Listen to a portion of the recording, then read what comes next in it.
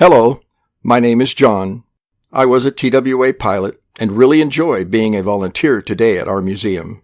I'm especially pleased to have this opportunity to give you some history and insight into the job we did during TWA's jet age.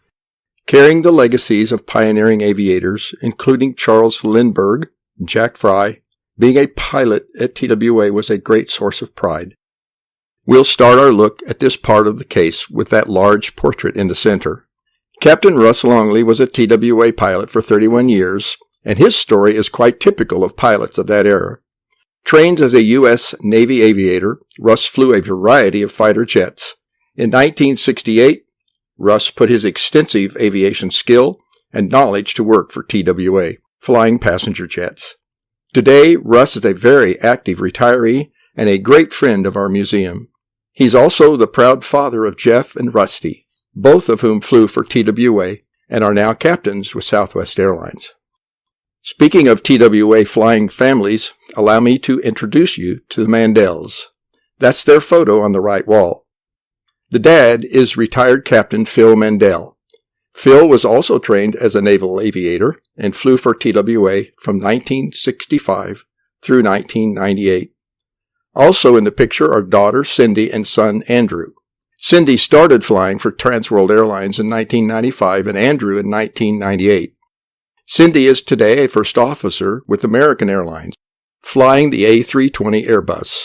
Regretfully, Andrew passed away a few years ago.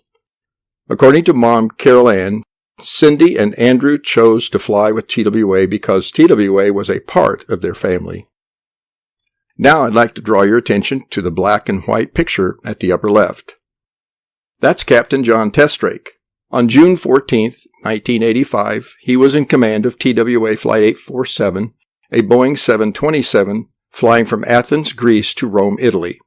During the course of the flight, hijackers, identified as associates of the Hezbollah organization, commandeered the aircraft and forced Captain Testrake to land in Beirut, Lebanon. In exchange for the release of the 139 passengers and 8 crew aboard, they demanded that hundreds of their group's prisoners be set free by the government of Israel. The hijacking turned into a 17-day ordeal, with the airplane making 2 round trips between Beirut and Algiers. There was one casualty. Navy serviceman Robert Stetham was killed by the hijackers. Everyone else was safely released. Throughout this entire ordeal, Captain Testrake and his crew displayed tremendous poise and courage. They made everyone in our TWA family proud. The image you are looking at has been seen by millions of people around the world. It was taken at a press conference held alongside the airplane in Beirut. Captain Testrake calmly answered questions while one of the hijackers wielded a pistol, at times inches from Captain Testrake's head. John Testrake was known by his fellow employees as a gentleman and an ultimate professional, and he had a sense of humor. After returning to the United States, Captain Testrake and his wife Phyllis autographed the photo you're looking at and presented it to the TWA Credit Union. It is inscribed, "This guy needs a loan. Can you help?" A resident of the Kansas City area, Captain John Testrake passed away in 1996. If you visited our previous stop, you know that TWA's jet age officially began in 1959. Back then, computer engineering was in its infancy, and the amazing digital simulation tools available to pilots today were not yet a reality. In order to meet training needs, TWA used actual replications of cockpit instrument panels, and when it was time for a pilot to get real-time flight training, it sometimes took place in the airplane that you see at the bottom left of the display. That's a model of a Lockheed Jetstar business jet. In the mid-1960s, TWA leased 3 of them for training purposes.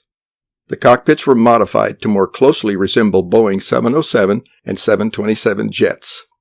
The picture below the model shows the 2nd and 3rd Jetstars being received by TWA on December 4, 1968. The event took place in the hangar attached to this building. As the 1960s rolled into the 1970s, computer simulation improved dramatically, and there was no longer a need to use the Jetstars for flight training. TWA retired them in 1971. Speaking of the Jetstar and the hangar, you can visit both. Our museum's Jetstar, though not one of TWA's original 3, is on display outside the hangar. We offer escorted tours if you are interested to see what the aircraft looks like inside and out. Also, we can escort you to our education center, where some of the aforementioned cockpit instrument panel trainers are located. Finally, a couple of things about how we looked and the tools of our trade. This entire case contains the 3 major uniforms TWA pilots wore from the 1930s in the first panel until 2001, shown in this panel at the right. That was it. Unlike our fellow crew members who were flight attendants, we pilots were not quite fashion plates. I personally had no problem with that. Finally, take a good look at our less than glamorous flight bag at the lower right. Every pilot carried a bag similar to that one. Most significantly, it contained a complete set of individual airport and flight route charts. That binder near the bag is stuffed with our very reliable Jeppesen flight charts. Paper is heavy, and so were our flight bags. Additionally, if you were a flight engineer, back then the third person in the cockpit, you also carried a set of basic tools. It was not unusual to be carrying a 10 to 12 pound flight bag with you as you walk through the airport. Today's pilots are luckier. Those paper charts are now digital and reside on a pilot's iPad or a similar device. Ounces, not pounds. Pulling old paper charts and replacing them with new ones seemed to take us forever. Today, a quick electronic update is performed in seconds. But the dedication and professionalism of being a commercial pilot has not changed. From the Ford Trimotors through the jet age, we are proud of the work we did for TWA and the legacies we left for future pilots. I hope you've enjoyed a look at us, the jet pilots of TWA. It was our privilege to wear the uniform.